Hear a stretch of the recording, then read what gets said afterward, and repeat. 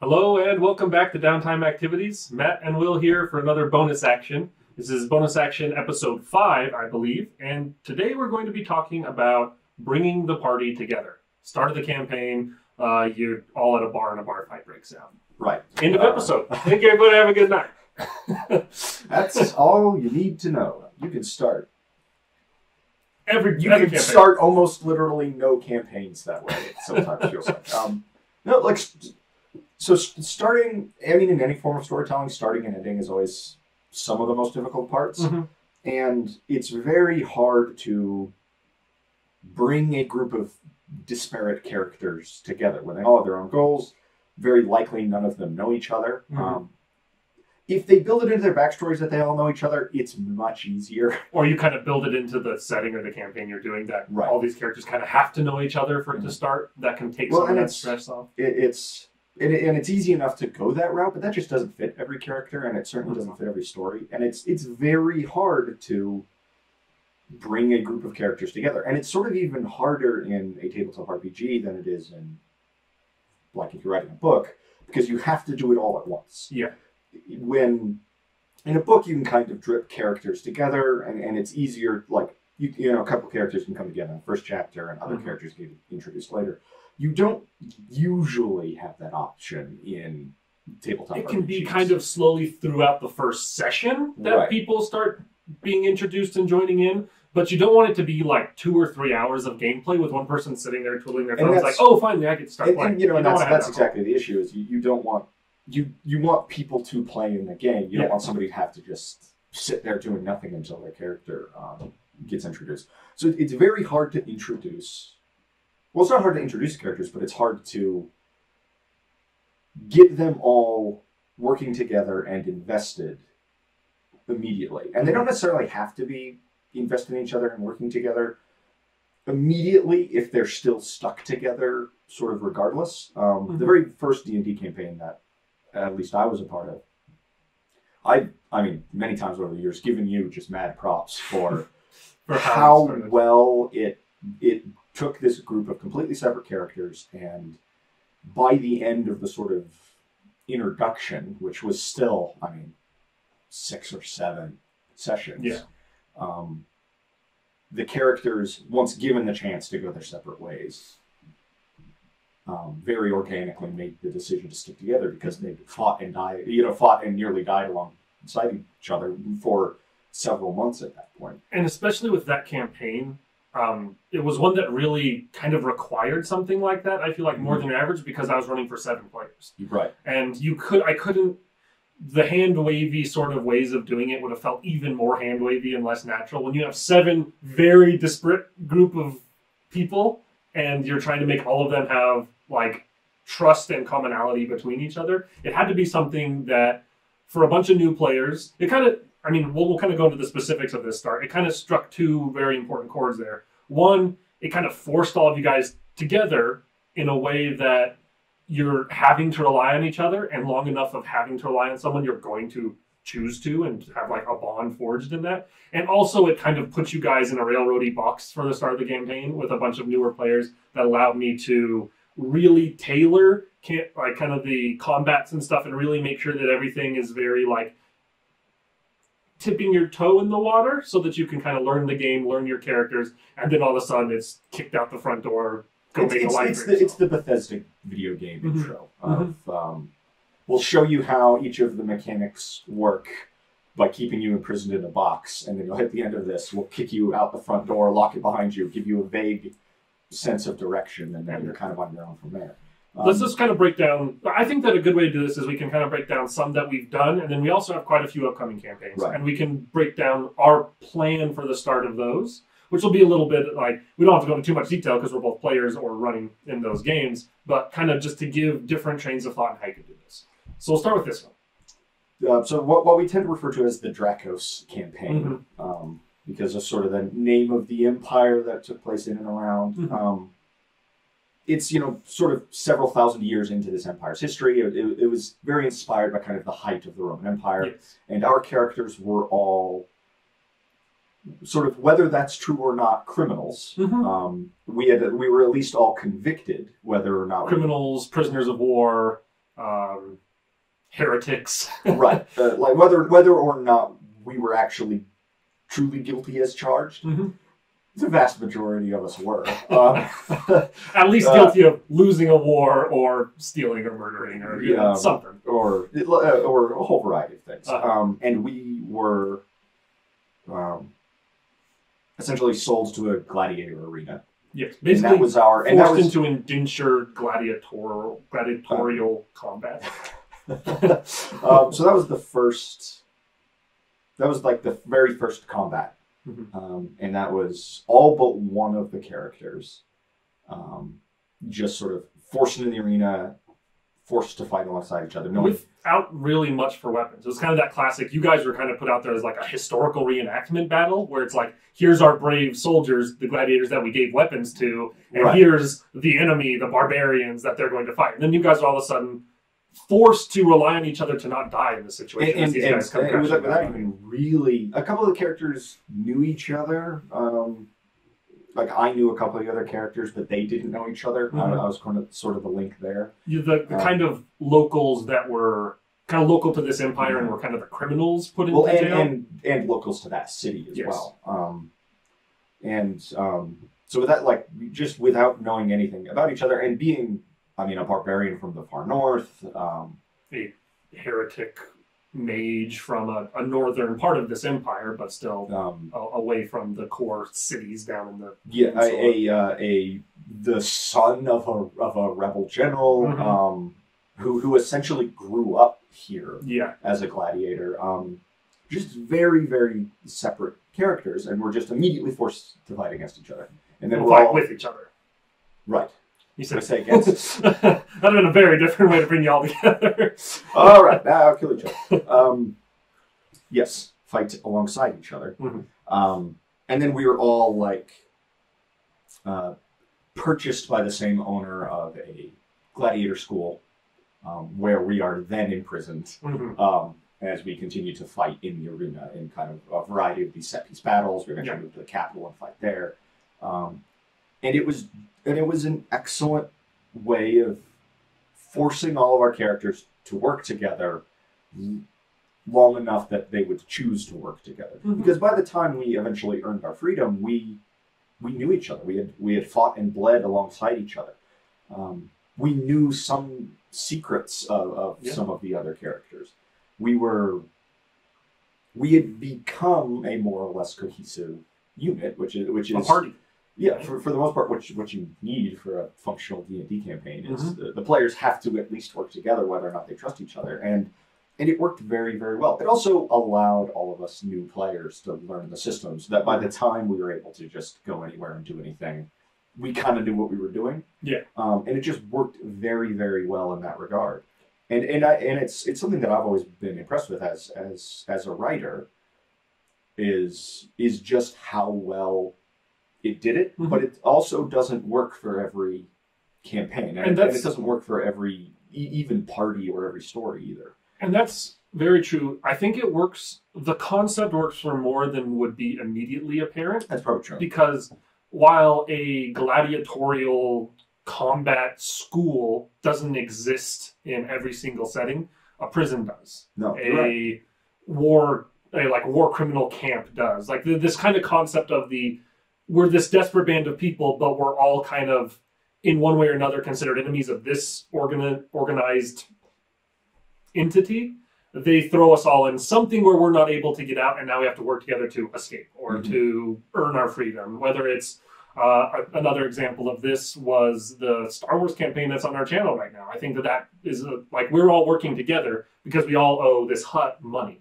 There's this kind of debt owed, whether it's imprisonment or whatever, and the group has to work together because they don't have a choice, and then if they do that long enough, they like each other and they work together once they're free of that confinement.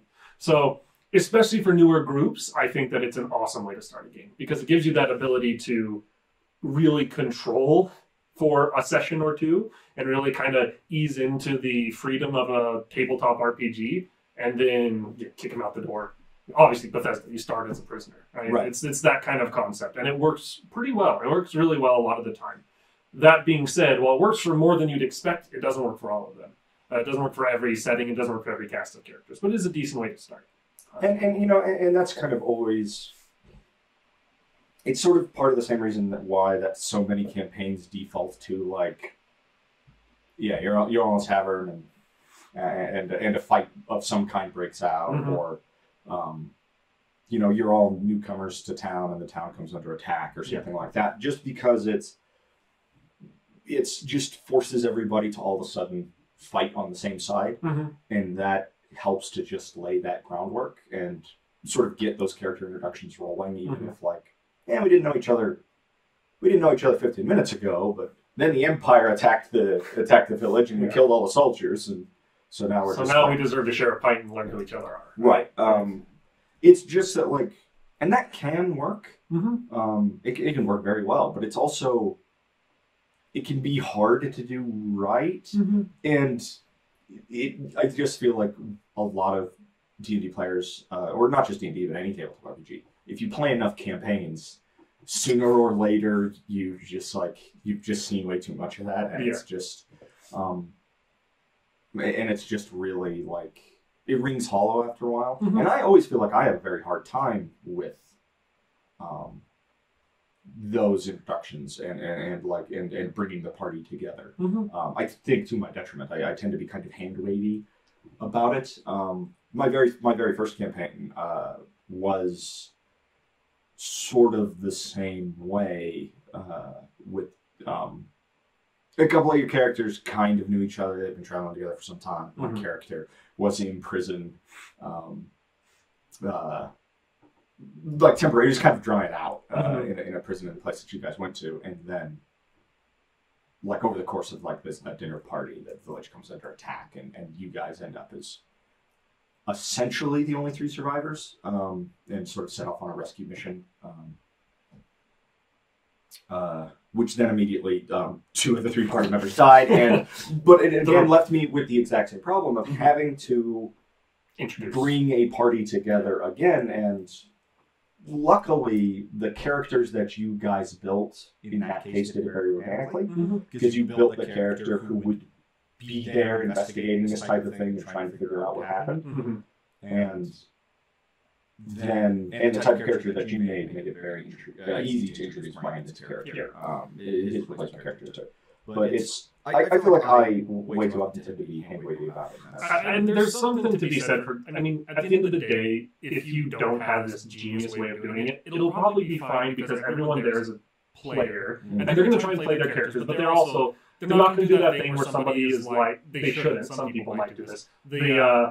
Tristan sends everyone a letter. If you can answer the letter, you guys are going to be assholes about it. Like if you give the people the opportunity to come together, they're going to choose to for the sake of playing the game. Well, and that's why everybody is there at the end of the day, they're there to play D&D. And like you kind of saying, like, my character very naturally, my replacement character for my dead character came in very naturally. That was intentional too, and that's like, I want to make my character get introduced to the story very naturally, and that'll be easier for some people than others to do, but players are going to want to be a part of the party, and so at some point you kind of have to, even if the opening isn't perfect for bringing everyone together, you're going to have to kind of swallow your pride and be like, well, this might not be the most like my character would do this kind of decision, but be a part of it and then go on with the story. You can mess this up and not ruin the campaign. No, you're absolutely right.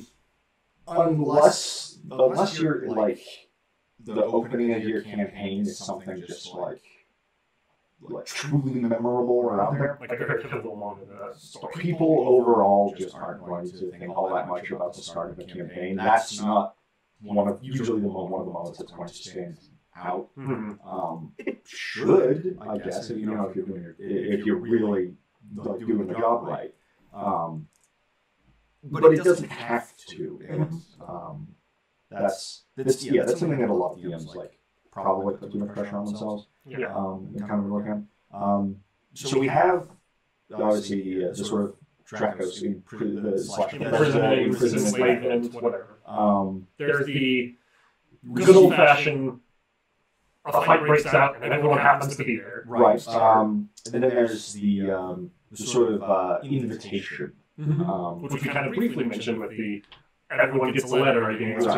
So some entity or some patron or sponsor, whether they're putting together an organization or just sort of putting together some sort of job, has sent word out either just to anybody who wants to show up, and these happen to be the people who do, or has sort of specifically targeted these people for their skill sets or their knowledge bases, and has invited everybody to come and work together. We have 2 Savage Worlds games coming up, probably going to be on the channel. That you're running one of and I'm running one of. One's going to probably be a little less produced but more commonly released videos. The other one's going to be more one that we put a lot of effort into. I'm excited for both. Is that invitation way? It kind of seems like that invitation style is going to somewhat be the start of yours. Yes, it's very similar to what I did for what is actually the first thing I ever ran, which was a it was a sort of Indiana Jones inspired adventure game, but using a heavily cannibalized form of D&D 5th edition. Before we knew any other rules. Right, just because that was the system that we played with, and it was the only system I was familiar with at the time. And for if I was going to try and run something, you want to know the rules. I guess I'll try and do that because it's the only rules I actually know. And, in its defense, it actually worked rather well. The way we were sort of cannibalizing the rules and changing stuff around, it actually works. I wouldn't do it again. Not with the options we now have. Yes, Savage Worlds is just much better for without any true rules modification at running the type of campaign that I want to run. It's going to be the intro of this one will be very similar to that, where it's kind of antiquities dealer in loose quotes, kind of character, kind of a fence as well, kind of this character that this NPC that several other characters know, who's kind of sent out. He's got a lead on something, and he's kind of sent out word as far as on kind of operating out of this city. Is it dying? No, it's wanting to install it. Oh, great. But he sends out word wanting. He's got a lead on something that, as far as he can tell, is unplundered, I guess. And he's looking. He's not necessarily a man of the field himself. So he's sending out word to people he knows that tend to do that kind of work if they want to jump on the lead. But it's very much sort of that same sort of thing, receiving a direct invitation. And especially like this, where the characters we're building are for a very specific type of story in the world, and all of those characters would very naturally respond to a missive like that, makes a lot of sense. It's a perfect way to start that kind of a campaign. It's another one that there may not be, it's similar to the imprisonment one, where it may not work for every setting, but for the ones it works for, it works very naturally and well for. No, and it's a good way to get characters involved in main story elements right away, which is kind of another struggle of bringing the party together, is sort of not just how you bring them all together, but how you introduce them to the main story and begin to get them invested in it. And it's just sort of a almost free way to do that, of just like you begin to introduce immediately some of sort of the main story elements, or sort of the quest line that will lead eventually to the main story, and begin to get those players at least a little bit invested in each other. Yeah. I mean, during that first whatever you go out and do, whether that person who hired everyone's going to be a consistent quest giver or not, it's that same sort of deal as when you're in prison or you're in gladiator school, where now you have this first set of things you do, and you're going to all do it together, and you're going to have to rely on each other to survive doing those things, and that's going to start to build those bonds that will then carry on through the rest of the campaign and keep you as a party. Right, and there's an element of this same sort of invitation in the Savage Worlds campaign that you're getting ready to run. So there's at least one character who has been who sort of, that's the reason they're there. Is they've been, it's sort of a mix of locals and newcomers to this town, and but one of the characters has been sort of called there as the new interim sheriff until they either figure out what happened to the old one or he comes back. Yeah. Um, And that's a good one to kind of transition to here, because it's going to be a little bit of a hodgepodge of start ideas, because it's kind of a disparate band of characters that are all going to be pulled to this town for one reason or another. And it's kind of a central character who's going to be the focus point of bringing the group together, more so than me making the story do that, because this character coming in is going to kind of become the new law in town, and then they're going to probably have things they have to come up against, and they might need a posse. And the kind of people around can kind of come together, come around. The kind of characters that are here would either be useful in that sort of a sense, or be the kind of people who would offer their services in that kind of a sense. And as these things happen, he'll kind of build up around them. It's one that I'm relying more on the players than the story to come together with, because there's going to be opportunity for some players to have their characters be like, oh, he wouldn't do that, and sit out. And I'm confident in the group that's going to be there, that everyone wants to play and everyone's going to want to be a part of the action, and that's not going to be the case. But that kind of goes back to what I was saying before, where you can rely on the players to a certain level, especially a group you know pretty well, to do some of the legwork there and bringing the group together. And so it's that there's a character who's very much a local. There's a character who's kind of coming back and becoming a local because of things not going well in their life of extracurricular activities. There's another character I'm not exactly sure how we're introducing yet, but might be kind of a local, or someone who just is offering their services locally at the time. There is someone who is called there, has got the replacement sheriff or the interim sheriff. And then there's a character who hears something's afoot and is the kind of person who's like, that sounds like what I want to deal with. I'm going there. And so at least a couple of them, like your character being that last one I mentioned, would definitely hop on helping solve these problems. The local is a very good person.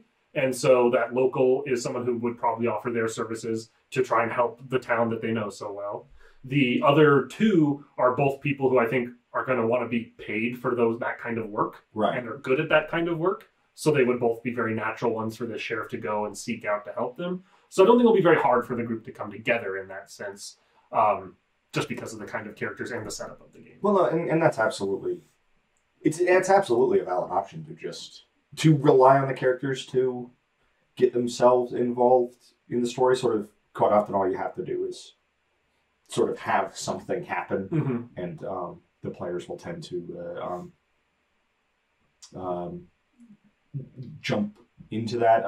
I don't remember the exact sort of trend of events, but it was in a campaign that you ran for us quite a few years ago with the idea essentially being that the villain had already won. And then we would be bad guys run the world sort of campaign. And we would eventually the idea was that we would eventually rise up and foil his true plot and save the world and stuff, and it didn't really go according to plan. But the first session that was very much sort of that way, where I don't remember if somebody was killed or something, and the person who was fleeing was, I think, invisible, and all the players just sort of jumped into trying to help catch this person. And it was also that thing of once again, Matty G being the guy who happens to be the one coming to town new. I think he was kind of like a traveling priest who he was just happened to come I think I was also new. You would kind of happen to travel there. I think Brody's character was a local. I think Brody's big Minotaur guy might have been a local. I don't remember exactly. Again, this has been a while ago that we played this one, but everyone knows that everyone happens to kind of be around at the same time. Conflict. They're the kind of people who would jump in and be involved, and then from there, you guys might have all been from outside this town, because then you kind of saw all the wrongs going on in this town and tried to right them with the Hag Coven that was running the town and overturning their rule there and stuff like that. So that's another easy way to do it. I think that we've hit most of the ways I can think of that are kind of the broad concepts. The one that we haven't touched on yet that immediately comes to my mind is the you all already know each other way of starting. Right, and I think there's kind of a couple of different ways to go about just sort of within that concept. Either like like I think like the Dragonlance books are kind of an example of that. Of like they all used to be an adventuring party, but they've sort of been scattered for some years, and they're sort of having a reunion. And then they're in a tavern, and adventure adventure finds them. Because adventure hangs out in taverns. It does. Apparently. And that's definitely like an option, or you're all family members, or sort of something along those lines. Like you know each other. You all work for the same business or are part of the same military unit. Like, yeah, you know each other sort of very well. And then there's and then I think the other one is just that like you know each other kind of like you all go to the same school, or sort of something along those lines, where those bonds aren't necessarily quite as strong, and at least at the beginning, and then so that still requires a little bit of the sort of like finding some way to get everybody to like work together and be like invested, sort of in one another. But you're right, you can absolutely just start knowing each other, and it helps sometimes to just have some members within a party start knowing just a couple to kind of tie things together. I overall do not like that way of starting a campaign, and I'm going to explain why. Okay. I brought it up so that I can explain why I don't like it. For a shorter one-shot or short campaign with a very specific start to finish in mind, I think it works pretty well. For the kind of campaigns that I like to run and I like to play in, that are kind of these longer, drawn-out stories with lots of different rabbit holes the players go down and stuff like that, I love the natural progression of relationships that happens between characters throughout the first chunk of a campaign. That first 10 sessions where into that 10th session, you will die for everyone around you. I love when that naturally happens. I love watching that play out. And I love when those relationships and the history that your characters have is role-played history, not conversation history. Because when it's, of course I would die for him. He saved me 3 sessions ago and my wife and kids when this thing happened. That is so much more impactful than, oh yeah, we're military buddies. We're in the military together and we saved each other's life that time, and we can have a conversation now and decide what that was. But when it's so much more real and tangible when that trust and that history and that party companionship is built through gameplay. And as a DM, I love watching that happen, like watching that unfold in front of me and watching this disparate band come together and forge those bonds. My issue with this type of like sort of group character introduction isn't that one. My issue with it is that I think it, in general, tends to create less complex characters. That's fair. I think that because something that you tend to do in a lot of your campaigns, and it's something we've just sort of done as a group in a lot of stuff, is character secrets. Of like every character having a secret, and it'll probably come up somewhere over the course of the campaign. It may not. Maybe it'll get hinted at about a dozen times. Maybe you'll just almost straight up... dense friends will never Maybe you'll just almost straight up tell somebody about it through the number of clues you've left, and somebody will have it written on the back of their character sheet that it's a quest line that they're going to embark upon someday, and just nobody will ever get involved in it at all. Until the very end, when you get involved in it just to save the day. Yes. Not speaking from experience. Right. Just, loose maybes out there. But character secrets, and I really like characters with secrets, or what I always refer to as shenanigans characters. Characters that have a lot more going on than it sort of seems at the surface. I love characters like that. I should probably play less of them. Because it like reaches a point where it's like everyone just expects that you're just going to do something weird with a character. You just need to show up I know you have the character concept out there of like being like the dude who just left the farm because adventuring Yeah, pays good money. yeah. You need to just play that guy one of these I days. do Show up really in the want campaign with that as your character, then everyone will just kind of be like, "What's the trick? What's the shenanigan in this character?" And then you'll be like, "I'm just trying to provide for my family." That'll be and then amazing. and have like a money goal. When like hit this much, I'm going to retire just the character and then because bring there's out no your point. shenanigans character at that point in the game. Yeah, there you go. But I love characters, the secrets. I love when those old enemies and old hatreds and those secrets and the things that the characters have done in their past are kind of cropping up from time to time and are kind of getting hinted at, and it really drives the decisions that characters make. It really drives the how far they're willing to go, both in terms of like what lines they will or won't cross and stuff like that. But it just makes them much more complex characters, and it sort of pre-bakes in relationships to the world. And I feel like if all of the characters have known each other for 5 years, and this is just like sort of the latest of their adventures, there's a lot less room for that. That's not to say that's impossible. I just think that the characters tend to be a little flatter in those. And it can kind of whitewash backgrounds. Yes. If yes, everyone absolutely. has to have a similar background to be all a part of the same unit, the same whatever, then it kind of, all of a sudden, there can't be these very wild, weird, different background stories behind these characters because they have to be intertwined before the game starts.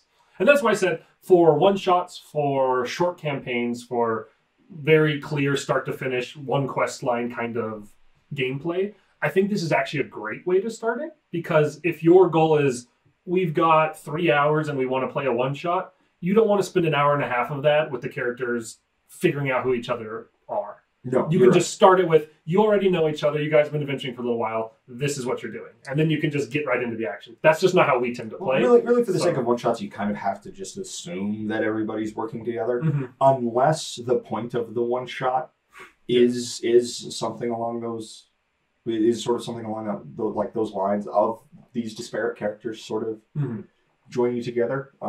You kind of just have to assume that everybody knows each other, or you're all working together, or you've all agreed to work together for. You're all hired by the same person, and that's already been done, and we don't need to spend too long on that piece. Well, and if you're setting up a campaign where everyone's been hired by the same person, you could have that person be a player, who's hired everybody else. That's not.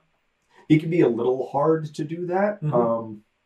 But you totally can. It absolutely works to do that. And I think you've talked about that character concept before of like playing a merchant, kind of a shady dungeon delving merchant who's hired this band of adventurers. He wants adventuring to be a business, right? And so so he's hiring these people as bodyguards and as adventurers to like go with him to like grave rob, essentially. That's very much like that, and a lot like a lawful neutral, shady merchant who is trying to turn adventuring into a business, and a lawful neutral detective are the two natural characters that I would love to play more than any other. That's just the kind of people I love to play. If it's not that, it's probably a chaotic neutral or chaotic good character who's just an absolute loose cannon and just play the crazy character. But I love those kind of calculating style characters, and I think that is another. It's kind of a different way to take some of the concepts we've talked about. Let it be player-driven party coming together, but let it be focused around. That's kind of what I'm doing with that Savage Worlds game, where one player is going to kind of hire or bring in the rest of the party to help solve the problem they're there to solve. But you could do that also with a character, be it a merchant character or a noble character. If it's the campaign starts with a kingdom that's under attack or that's had something stolen from it, and the firstborn son, the prince, the noble character in the party, goes around and finds like a strong man at a local bar and a wizard or a hermit in a nearby tower, and like brings them together to help him go and solve this problem in the name of his kingdom. That's also a very cool way that those desperate band comes together, and it feels very natural. And then it's player driven, and I think the more player driven stuff, the better a lot of times in story in a game. No, and really, if you have no, like, can't come up with anything, you have no idea how to start a campaign, it's not a bad idea. And this is sort of something that's happening with the D&D campaign that we're getting ready to run. it's not necessarily a bad idea to sort of outline the idea and outline sort of some of the concepts or sort of some of the character roles and stuff that you kind of want to see, and then just let the players fill in those roles. Yeah. Like especially with a group that you've played with well. Yeah, absolutely. Like, for example, this campaign that we're getting ready to run, one character is a noble who's being sent to a family has been deposed. I didn't steal this from Dune, but it's fantasy Dune, right? Like there's a distant kingdom ruled by this empire that's very lucrative, and this young person is being sent and is going to kind of be in charge of this place. The previous noble family has essentially been deposed. Mm-hmm. This is the new noble taking control of sort of this region, mm-hmm. and the rest of us are sort of household members, advisors, local guides / experts, that kind of character. Just like we're all just sort of close members of that court. Mm-hmm. And we built, that was the idea for the campaign. So we built our characters accordingly. And so, yeah, of course, the actual introductions and stuff are going to be kind of hand-wavy. Mm-hmm. And the boat's about to leave, so my character, the mage advisor, mm-hmm. that's where we meet, is like sort of boarding the ship to cross over to this other kingdom. And then when we get there, we're introduced to these other characters that are sort of local experts and local advisors and stuff like that. So it's hand wavy. It's not necessarily truly organic, mm-hmm. at least not as much as some of these other methods that we're fond of.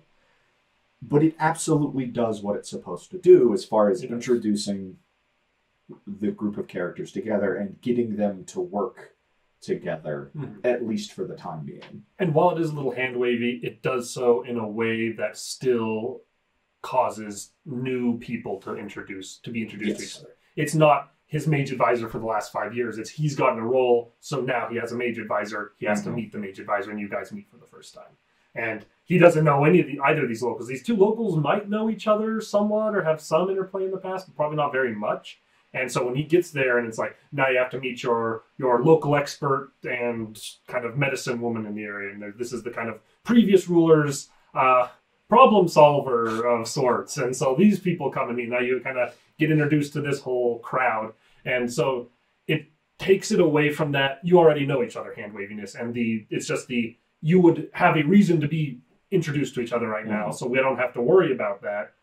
But it's still an introduction. It's still I get to still, as the DM, sit back and go like this as you guys have in-character conversations, meeting each other, and enjoy that.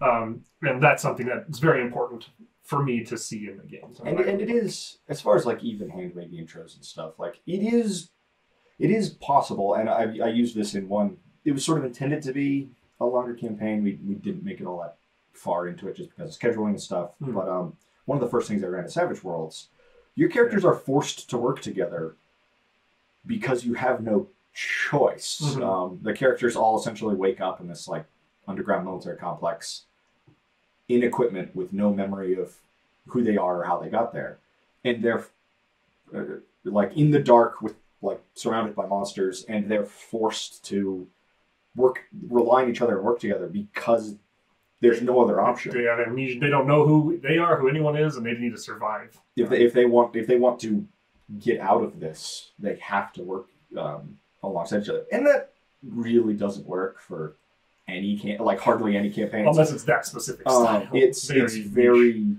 that one's unless you're being that particular one. One is kind of a very hard thing to do, but there's also the sort of Narnia-esque intro, if you want to look at it that way. Which we literally ran a campaign of a while back, where it's kind of all the characters are from a more modern real world and somehow get sent to a fantasy world together. And now they have to rely on each other because they're the only people they know in this entire world, and they want to try and get back to their or even if they're just sort of being sent from one fantasy world to another. Mm-hmm. Whatever sort of the reason for that is, it makes the characters and the players feel like they have to rely on these people because they're in similar circumstances. Which is why I think part of the reason that the prison method works pretty well is just that this guy's in the same position I am. Yeah. So we're working together. at least for the time being. And really, that can be a valuable piece of it, is putting the characters and the players in a position where they're like, well, I have to rely on this person, or I'm going to rely on this person because they're in the same position I am. Yeah. And if I'm not relying on them, I'm not relying on anybody, and 2's better than 1. And right. 4 or 5 is much better than 1, so let's work together to get out of this situation. And yeah, exactly. in doing that, forge a common bond between and really the thing is like the bonds don't have to be all that strong for very long. Like those bonds begin to strengthen themselves. It doesn't take characters sort of fighting alongside each other. And you see this between players and NPCs all the time. They don't have to fight alongside each other for all that long, or be involved in the same events for all that long before they begin to rely on each other and form attachment. Yeah, so that when they inevitably get the NPC killed, they feel really bad about it. Yes. Thank you for reminding me. A little salt in the wound there. Anyway, my point being that you don't need to start with all that strong of you have to start with something, but you don't. It doesn't need to be all that strong to begin with, because it will strengthen itself organically as they work alongside each other. Unless for some reason, like the characters just truly don't get along, that attachment and investment tends to just grow on its own, and it tends to grow really relatively quickly. It does, and in a way that feels pretty natural. At the end of the day, though, everyone's there for the same reason. Everyone wants to play D&D, and everyone wants to play D&D together. And like what you were just saying there, the bonds don't need to be that strong at the start, because throughout gameplay they will strengthen naturally. The key for a start of the campaign is to, as naturally as you can, form those loose beginning bonds through whatever method you come up with, or one of the kind of ways we've described here. You want to have those loose bonds formed session 1 or in the first couple sessions, as the kind of opening plot unfolds. And your framework, whether it's a commonality because they're in prison, or a missive sent by someone to bring them in to do a job, whatever it is, that gets the ball rolling. And then the players take over, and the story takes over, and continues to get those bonds forged and strong. So don't undervalue the opening, because you need to get that start set well. You want to have those beginning bonds well formed, but don't overstress yourself on it, because, like I said, the players are going to carry a lot of that weight, and the long-term story is going to cause those characters to come together. You just want to get the ball rolling in the right direction. Absolutely. I think that's a pretty decent place for us to stop it. Yeah. If there's any other like loose ideas or specific, even if it's super niche, like your amnesiac military unit sort of start. If you guys have any cool ideas for how to start a campaign, please like toss those in the comments, throw them out there, give other DMs out there some advice that they can use to go out and start a game. Thanks for listening. Thanks for watching. Now go forth, slay dragons, sling spells, roll dice, and enjoy your downtime activities.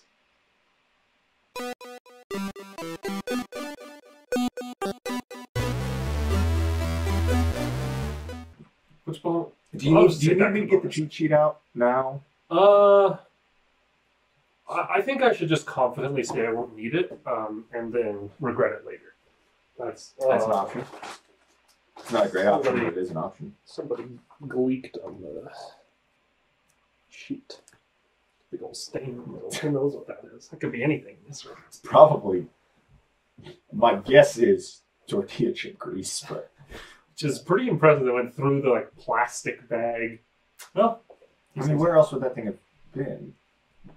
What else could it be? It's pretty much always just up there. Someone might have like sent it. Who knows? Like I said, in this room, God only knows what fluid I is assume on it's that piece grease. of paper. We're nerds. It's almost certainly grease. either nerd grease or chip grease. Take your pick. Okay.